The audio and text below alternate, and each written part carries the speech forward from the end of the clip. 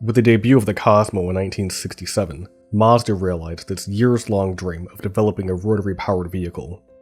Now that the company knew the feat was possible, its ambitions grew larger. Rotary engines wouldn't be exclusive to its flagship sports car. Mazda aimed to install them in other, more accessible products. First, Mazda made them available in the Familia range. The company followed this up with the Luce R130 Coupe, a touring car that was intended to be a successor to the Cosmo. In May of 1970, it established Mazda Motors of America. A shipment of cars that arrived there illustrated just how dedicated the automaker was to the technology. John Matris writes that 70% of the 2,000 cars in the boat were equipped with rotary engines. These included the R100 and RX-2. He also writes that the automaker wanted to be all rotary by 1975. Mazda sold just 2,300 cars in the market through the end of the year. A humble start to be sure, but one that showed promise for the future. Sales rose to just under 20,000 in 1971, and then skyrocketed to over 53,000 in 1972. According to the New York Times, about 74% of them were rotaries. Mazda also seemed poised to take on the industry challenges that lay ahead. Most automakers were left scrambling after the passage of the US Federal Clean Air Act in December 1970, but not Mazda. Compared to conventional engines, rotaries emitted low amounts of nitrogen oxide. Through hard work, engineers were also able to meet the new hydrocarbon and carbon monoxide levels. During a May 1973 hearing, only Mazda and Honda were found to have met the new standards. Honda has spent several years developing its CVCC technology. I made a video all about it, which you can watch here. Mazda's ingenuity had once again put it ahead of much larger companies. The rotary engine, the very thing that set it apart, would also be its undoing. That same month, the EPA issued test results that showed the RX-2 only achieved 13.5 miles per gallon. Not only was this lower than competing compact cars, it was also below that of some full-size luxury sedans. Mazda argued that the tests were not accurate, and that they were not designed with the rotary cars in mind. It also pointed to other tests, where its cars achieved more than 18 miles per gallon. In September, the EPA released the numbers for 1974 models. Mazda's cars returned a mere 10.6 miles per gallon. They achieved the lowest ratings in their weight class. Mazda's gained the reputation of being gas guzzlers, which wasn't ideal, considering what it came the following month. The oil crisis made fuel economy an even greater concern of the public. Although US sales in 1973 reached 119,000, confidence in the rotary began to wane. In March of 1974, the EPA agreed to revisit the cars using a revised cycle. This new process included a highway driving test. The Mazda RX-2 returned 13.4 miles per gallon in the original stop-and-go test, and about 21 miles per gallon in the highway section. Revised economy figures wouldn't be enough to amend the situation. Sales for 1974 fell to 61,000, and this was with the introduction of the RX-4 and rotary engine pickup. Projections for the model year were set between 150 and 180,000. While these time spans aren't one-to-one, the discrepancy did illustrate a clear divide between Mazda's expectations and reality. They ticked up slightly to about 65,000 in 1975. Mazda also suffered a $57 million loss. In an attempt to regain its footing in the market, the automaker introduced the CD generation Cosmo the following year. Whereas the previous model was a lightweight sports car, the new one was an upscale personal coupe tailored to the American market. Buyers there didn't quite take to it. Reviewers praised its stout performance, for the time, and excellent interior ergonomics, but criticized the Americanized styling and high sticker price. The car saw great success in Japan, where it was known as the Cosmo AP. Mazda sold over 55,000 of them in its first year on sale. An expanded engine selection broadened its appeal. While the car was only available with the rotary in the States, Japanese buyers could also have it equipped with a piston engine. This had little impact on the overall picture. US sales plummeted to 35,000 for the 1976 calendar year. Mazda's goal of becoming all rotary would not come to reality. Sumitomo Bank, Mazda's principal lender, appointed one of its own as the automaker's executive vice president in December 1974. Tsutomu Murai replaced Kohei Matsuda, ending decades of family control. This change in leadership also signaled a change in product strategy.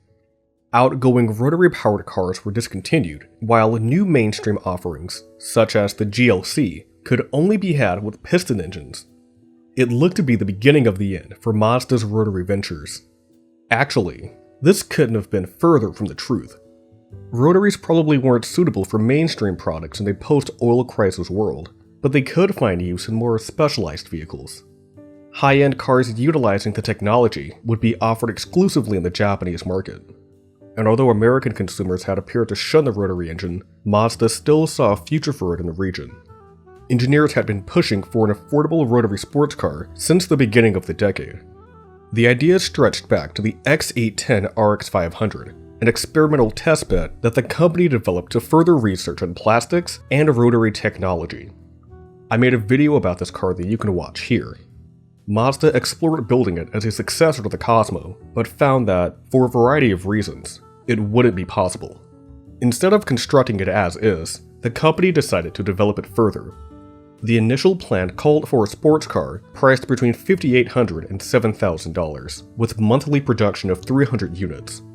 It had the codename of X810-2 initially, but was redubbed RSX early on.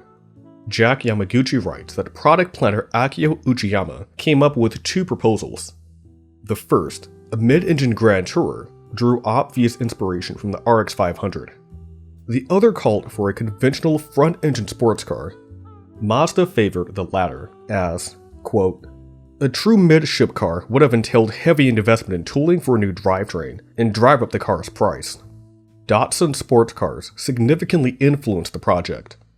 A February 1970 Road and Track survey revealed that Datsun's 1600 and 2000 owners cared more about value and performance than brand loyalty or image. Mazda, a make that hadn't yet established itself in that market, could follow a similar path. The success of the 240Z altered the sports car even further. Uchiyama presented another plan in August 1970 dubbed Project X020.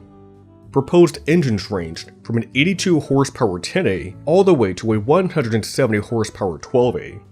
That October, it evolved into the X020A. The plan now called for a low-cost 2-seater and 2+2. The X020A didn't get much further than this before getting shelved. Other sports car proposals were on the table as well.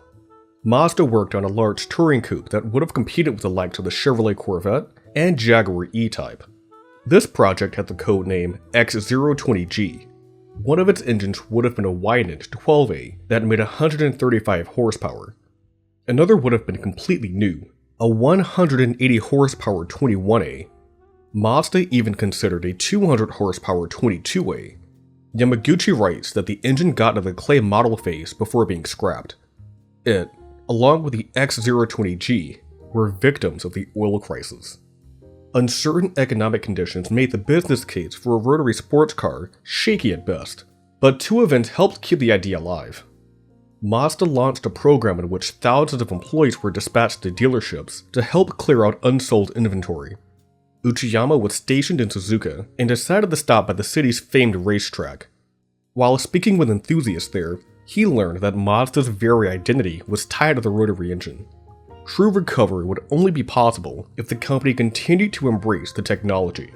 Shinpei Hanaoka, a company director put in place by Sumitomo Bank, traveled to the US in 1975 to learn more about the market. When he returned, he recommended to the board that Mazda should develop a rotary sports car geared primarily for that country. Engineers Makoto Kinutani and Jeremiah Bashi drew up initial plans for a sports car. At this point, the project was an off-the-books operation that didn't even have a code number. It won recognition in early 1974 as one half of a dual project. X516 was the lightweight rotary-powered 2-seater, while X517 was a sedan with a piston engine. The two cars were connected through shared floor stampings and basic suspension. The sports car couldn't survive on its own. Attaching it to a more sensible project increased its odds of approval.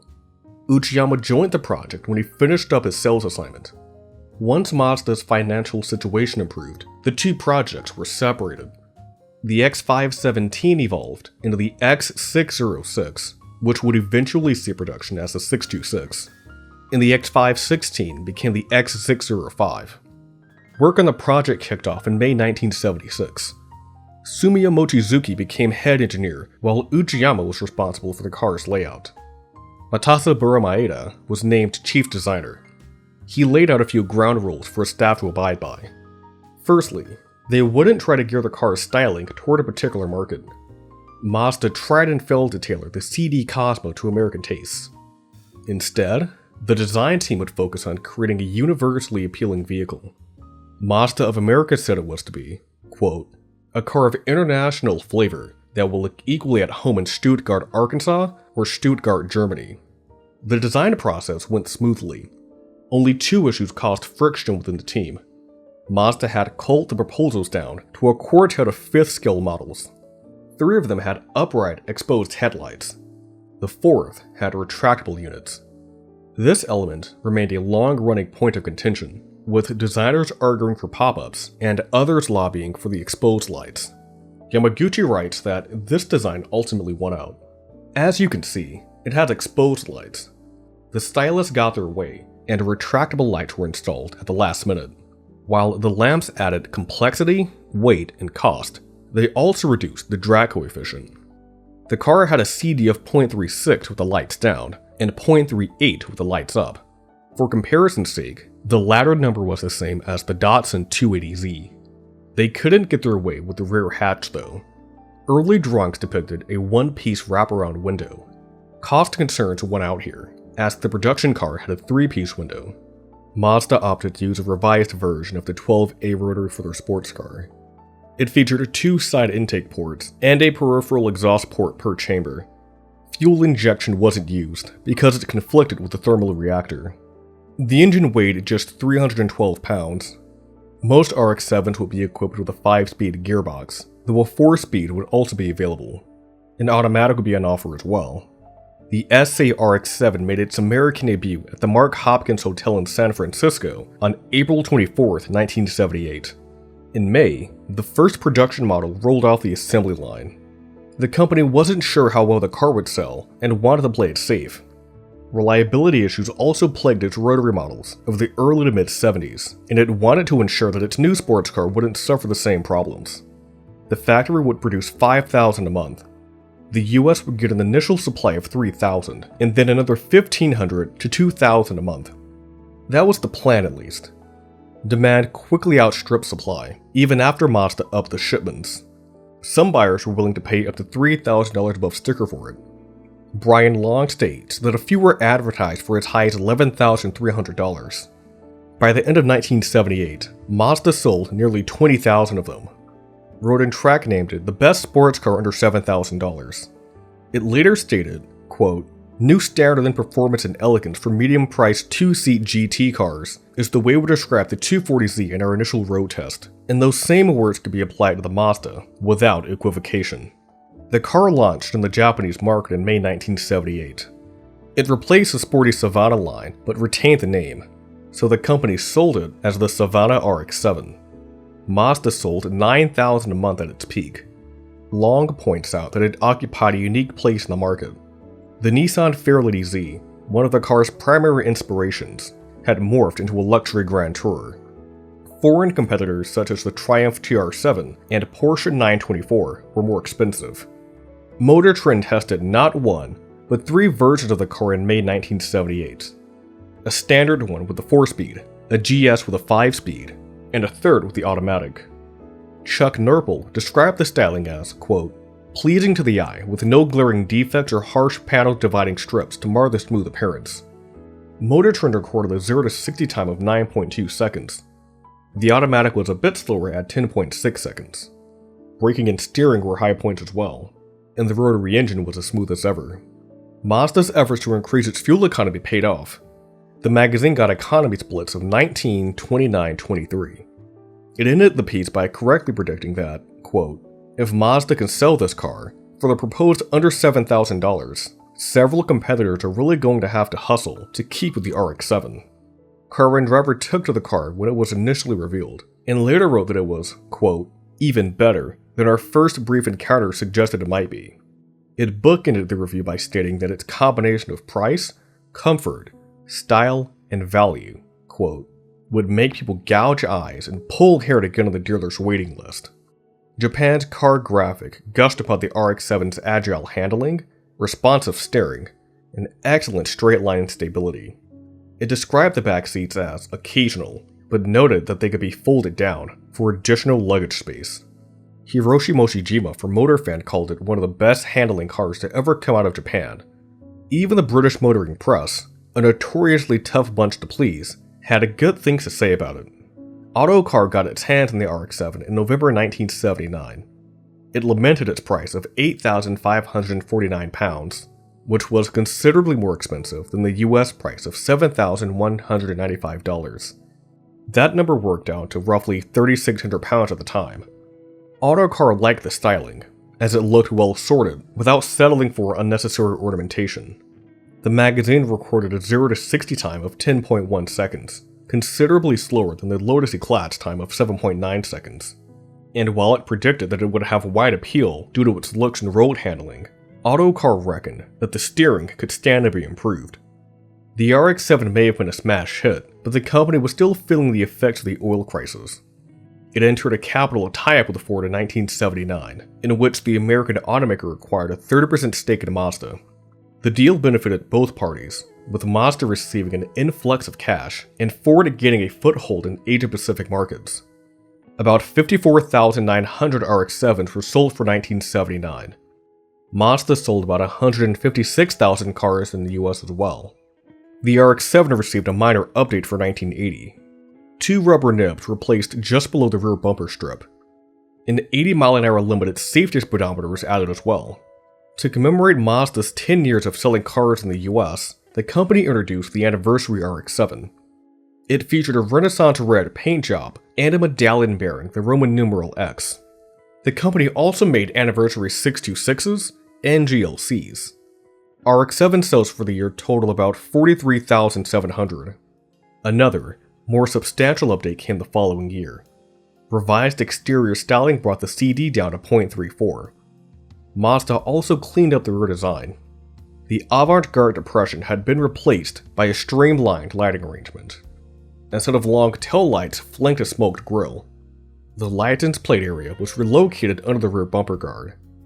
European and Australian examples kept the plates between the lights. I polled my audience to see which rear end design they preferred, and a whopping 83% of them chose the updated one.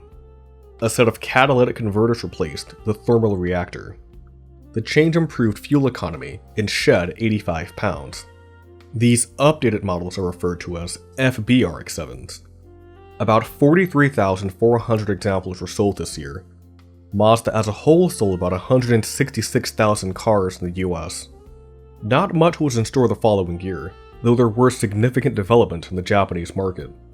Mazda released turbocharged rotary versions of the Cosmo and Luce there. Mark Cranswick writes that the 12A Turbo Cosmo was Japan's fastest production car for a time. Perhaps forced induction could find its way into the RX-7. That wasn't all. The Cosmo and Luce also received 6-point induction. Each chamber has 3 ports that open in progressive stages. Long writes that this improves fuel economy while preserving low-end torque and performance at higher revs. In March 1982, the technology was made available on the domestic RX-7. Mazda moved about 163,000 units in the US. Nearly 49,000 of these were RX-7s. Mazda did away with a short-lived safety speedometer for 1983. In March, it introduced the limited edition RX-7. They featured Chateau silver paint with red pinstriping. Its tires were the largest ever fitted to a production RX-7 up to that point. A turbocharged version became available in the Japanese market in the fall of 1983. It made 165 brake horsepower and 166 pound-feet of torque. Mazda also claimed that it had a top speed of 135 miles an hour. The forced induction cars would not be officially exported outside the domestic market. Cranswick theorized that the company had concerns about its reliability and did not want to risk its reputation in the States a second time. US sales shot up to about 52,000. In October 1983, Mazda introduced the range-topping GSL SE. It used a naturally aspirated 13B that was rated at 135 horsepower and 133 pound-feet of torque. In addition to the aforementioned 6PI system, it used electronic gas injection and a dynamic effect intake. The latter feature used an air pressure wave generated in the intake manifold to push air into the combustion chambers. Mazda claimed that, with these technologies, turbocharging was not necessary. Auto Week reviewed the new model in January 1984. The byline in that week's issue surmised their feelings. Why didn't they call it the RX-7? It wrote that its price of about $15,000 was, quote, one of 1984's better sports car values. Testers recorded a 0 to 60 time of 8 seconds flat and called the 5-speed gearbox, quote, a model for what a sports car transmission should be. Handling was a bit too tail-happy for their taste though. Mazda brought a Porsche 944 and a Nissan 300ZX to the car's press introduction at Laguna Seca to serve as points of comparison. This strategy may have backfired a bit, as Auto Week wrote that the Porsche felt more locked on than the Mazda. It also said that it would, quote, put more wheel and tire on any RX-7 we owned. The 944 had an aggressive look because of the bulging fenders and rear spoiler. Auto Week believed that the Mazda could benefit from the same treatment. Nevertheless, the GSL SC was the most capable RX-7 to date. Car sales typically trail off the longer a model has been on the market, but this was not the case for the RX-7. Sales rose to about 55,700, the most ever up to that point. 1984 was an eventful year for the company as a whole. It officially changed its name from Toyo Kogyo to Mazda Motor Company. Kenichi Yamamoto, the driving force behind the rotary engine, became its president. Sales fell a touch, but were still strong at about 54,000. The new model was introduced in September of that year, which countered otherwise falling RX-7 sales. Overall sales for the brand topped 200,000 for the first time as well. A bit over 210,000 actually. 474,565 first-generation RX-7s were built in total. Of these, about 377,900 were sold in the US. The breakaway success of the car assured the survival of the rotary engine. After a 7-year production run, it was time for a follow-up. Competition at home and abroad would put pressure on the RX-7, but Mazda has never backed down from a challenge.